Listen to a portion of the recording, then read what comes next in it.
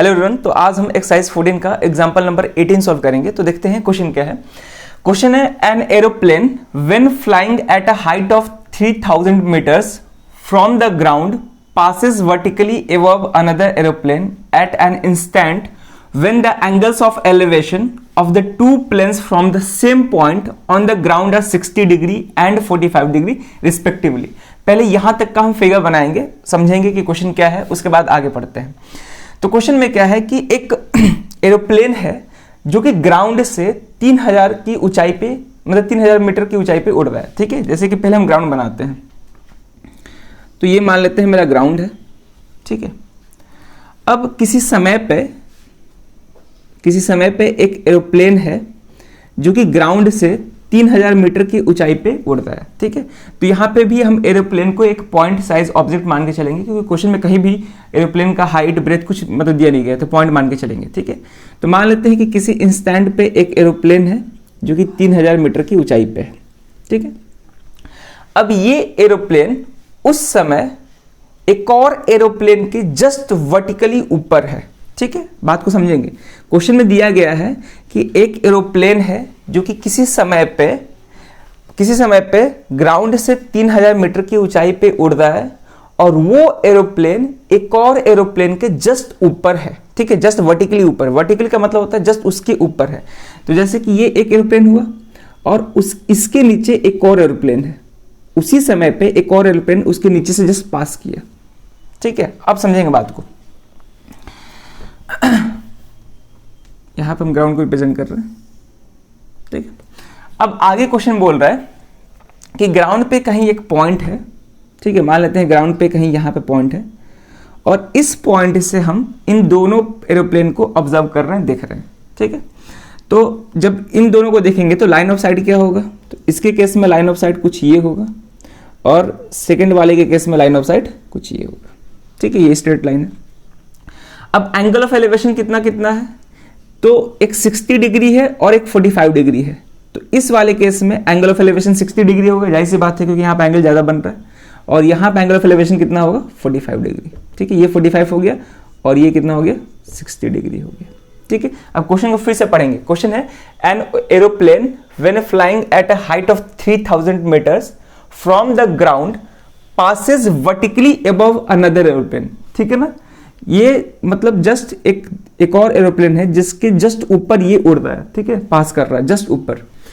अब आगे क्वेश्चन है at an instant when the angles of elevation of the two planes from the same point on the ground are 60 degree and 45 degree respectively. Same point से हम इन दोनों aeroplane को observe कर रहे हैं, तो एक के केस में एंगल ऑफ एलिवेशन 60 डिग्री मिल रहा है और दूसरे के केस में एंगल ऑफ एलिवेशन 45 डिग्री मिल रहा है। अब हमसे पूछा है कि find the vertical distance between the aeroplanes eight that instant. तो हमको क्या फाइंड करना है कि इन दोनों एरोप्लेन के बीच का डिस्टेंस कितना है, वर्टिकल डिस्टेंस कितना है, ये हमको फाइंड करना है। ठीक है, तो मान के चलते हैं कि इस एरोप्लेन को हम ए से रिप्रेजेंट कर रहे हैं और ये बी है, और ये एरोप्लेन जो है, ए वाला एरोप्लेन, वो ग्राउंड से 3000 मीटर की ऊंचाई पे है। ठीक है, तो इसको हम एक मिनट, ठीक है, ये 3000 मीटर की ऊंचाई पे उड़ रहा है। तो ये पूरा लेंथ कितना हो गया, हाइट कितना हो गया, 3000 मीटर हो गया। ठीक है, अब बी का ऊंचाई नहीं दिया है कि बी ग्राउंड से कितना ऊंचाई पे उड़ रहा है, ये नहीं दिया गया है। ठीक है, अब हमको क्या फाइंड करना है, ए और बी के बीच का डिस्टेंस फाइंड करना है। क्लियर है, अब हम पॉइंट को नेम कर देते हैं। ये ए हो गया, ये बी, इसको हम सी बोल रहे हैं, और ये मान लेते हैं डी है। ठीक है, तो यहां पे लिखेंगे सॉल्यूशन पार्ट में, let A and B be the positions of two aeroplane at that instant. ठीक है, और डी क्या है, पॉइंट ऑफ ऑब्जर्वेशन है। तो लिखेंगे let D be the point of observation. ठीक है यहां तक, चलो अब क्वेश्चन में गिवन क्या है, गिवन है हमको एसी का, और यहाँ पे हम हमेशा हाइट को परपेंडिकुलर डिस्टेंस मान के चलते हैं, तो ये परपेंडिकुलर होगा। तो AC का हाइट कितना दिया है 3000 लिखेंगे, तो AC कितना है मेरा 3000 मीटर है। हमको A और B पॉइंट के बीच का डिस्टेंस निकालना है, यानी कि AB निकालना है, AB फाइंड करना है। तो मान के चलते हैं कि A और B के बीच का डिस्टेंस x है, ठीक है, इतनी दूर के डिस्टेंस को हम x मान के चलते हैं कि A और B के बीच का डिस्टेंस x है। तो जब A और B के बीच का डिस्टेंस x है तो B और C के बीच का डिस्टेंस कितना हो जाएगा 3000 माइनस x हो जाएगा, ठीक है, 3000 माइनस x हो जाएगा। कैसे? जब ये पूरा डिस्टेंस 3000 मीटर है और ये x है तो इतने दूर का डिस्टेंस कितना हो जाएगा 3000 माइनस x, यानी कि पूरे में से इतने को घटा देंगे तो ये डिस्टेंस मिल जाएगा हमको, इतना का लेंथ मिल जाएगा, ठीक है। चलो तो यहाँ पर हम लिख सकते हैं कि let AB is equal to x metre जो फाइंड करना है, ठीक है, तो यहाँ से देन एंड BC कितना हो जाएगा यहाँ से, तो BC हो जाएगा 3000 माइनस x मीटर हो जाएगा, ठीक है। और हमको लास्टली x का ही वैल्यू फाइंड करना है। अब कैसे करेंगे देखेंगे ध्यान से। तो इस फिगर में हमको दो राइट एंगल ट्रायंगल दिख रहे हैं। कौन कौन सा? ट्रायंगल DCB दिख रहा है और दूसरा ट्रायंगल दिख रहा है DCA। तो दोनों ट्रायंगल का यूज करके हम x फाइंड करने का कोशिश करेंगे। तो कैसे करेंगे लिखेंगे यहाँ पे पहले नाउ। तो यहाँ पे हम पहले छोटा वाला ट्रायंगल ले रहे हैं, DCB ले रहे हैं, तो लिखेंगे now in right triangle DCB, ठीक है। अब यहाँ पे कौन टी रेशियो यूज करना होगा, तो BC परपेंडिकुलर है और CD बेस है, ठीक है, और ये हाइपोटेनस है। तो क्वेश्चन ये है कि कौन सा हम साइड को कंसिडर करेंगे, परपेंडिकुलर बेस या फिर मतलब हाइपोटेनस कंसिडर किसको करेंगे। तो यहाँ पे ध्यान देंगे कि ये जो बेस है दोनों ट्राइंगल में कॉमन है, ठीक है, बड़े वाले ट्राइंगल और छोटे वाले ट्राइंगल दोनों के लिए ये साइड यानी कि ये बेस जो है कॉमन है, तो कॉमन साइड को लेना होता है, ठीक है, वहां से क्वेश्चन को सॉल्व करना आसान हो जाता है। तो यानी कि कॉमन साइड तो लेंगे ही, यानी कि बेस तो लेंगे ही, और परपेंडिकुलर पर तो बात कर ही रहा है, क्वेश्चन में खुद ही दिया है। तो परपेंडिकुलर और बेस पे बात हो रहा है, यानी कि tan का यूज करना होगा, tan या फिर cot का। तो यहाँ पे हम tan यूज करेंगे, तो tan 45 degree is equal to perpendicular BC है और बेस CD है, ठीक है। तो यहां से जब हम सॉल्व करेंगे तो tan 45 डिग्री का वैल्यू 1 होता है, BC 3000 माइनस x है, डिवाइड बाई CD नहीं पता है तो CD को एज इट इज देते हैं। तो यहाँ से CD कितना आ जाएगा, क्रॉस मल्टीप्लाई करेंगे तो 3000 माइनस x मीटर आ जाएगा, ठीक है। CD का लेंथ कितना आ गया 3000 माइनस x। अब हमको x ही निकालना है।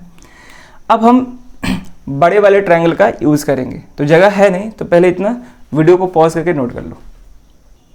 अब हम बड़े वाले ट्रायंगल को लेंगे, ट्रायंगल DCA, तो लिखेंगे इन राइट ट्रायंगल DCA, ठीक है, DCA। इसमें भी tan का ही यूज करेंगे, ये बेस ये परपेंडिकुलर tan का ही यूज करना होगा। तो tan, अब यहाँ पे थीटा 60 डिग्री है, तो tan 60 degree is equal to perpendicular पूरा AC है और बेस CD है, ठीक है। तो यहाँ से tan 60 का वैल्यू पुट करेंगे जो कि √3 होता है। AC पूरा कितना है 3000 है, ठीक है ना, ये AC पूरा 3000 है, तो यहाँ पे AC की जगह पर हम 3000 लिखेंगे और CD अभी आया है 3000 माइनस x, तो यहाँ पे हो जाएगा 3000 माइनस x, ठीक है। अब हमको x फाइंड करना है, तो पहले हम क्रॉस मल्टीप्लाई करेंगे, तो क्रॉस मल्टीप्लाई करेंगे तो √3 के साथ ये पूरा मल्टीप्लाइड हो जाएगा, तो ये हो जाएगा 3000 इंटू √3, तो ये हो जाएगा 3000 √3 माइनस √3 इंटू x, ये हो जाएगा √3x। क्लियर है? √3 से दोनों को बारी बारी मल्टीप्लाई किए, इधर क्या आ गया 3000, ठीक है। अब हमको x को अलग करना होगा क्योंकि x फाइंड करना है, तो इसको हम इधर लाते हैं और माइनस √3x को इधर भेजेंगे तो प्लस में हो जाएगा, तो यहाँ पे हो जाएगा 3000 √3, ये माइनस हो जाएगा इधर आके, इज इक्वल टू ये माइनस में हो जाएगा प्लस हो जाएगा। क्लियर है यहाँ तक? अब देखेंगे ध्यान से अब इन दोनों में कुछ कॉमन दिख रहा है, 3000 कॉमन है, तो यहाँ से क्या आ गया √3 माइनस 1 इज इक्वल टू यहाँ पे √3x, ठीक है, तो थोड़ा सा जगह है नहीं तो इधर क्लीन करेंगे हम, ठीक है। चलो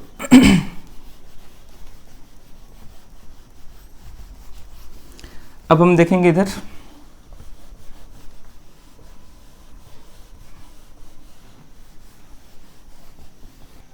अब हम इसको सॉल्व करेंगे। इधर यहाँ पे जगह था नहीं, अब हमको x चाहिए, तो यहाँ से x जो आएगा तो x इक्वल टू 3000 √3 - 1, और ये √3 इधर आकर डिवाइड हो जाएगा, तो यहाँ पे √3, ठीक है।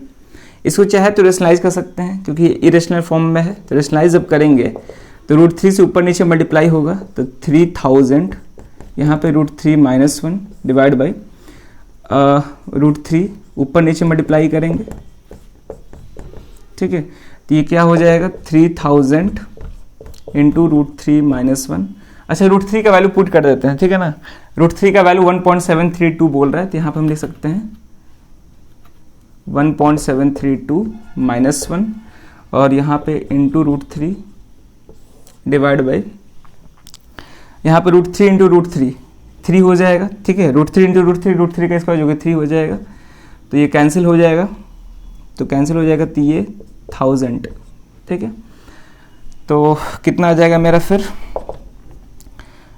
1000 इंटू 1.732 - 1 करेंगे तो ये हो जाएगा 0.732, और यहाँ पे फिर से √3 है, ठीक है। कैलकुलेशन सही है ना। अच्छा, एक मिनट, कैलकुलेशन में थोड़ा सा दिक्कत हो रहा है, यहाँ पे ध्यान से देखेंगे।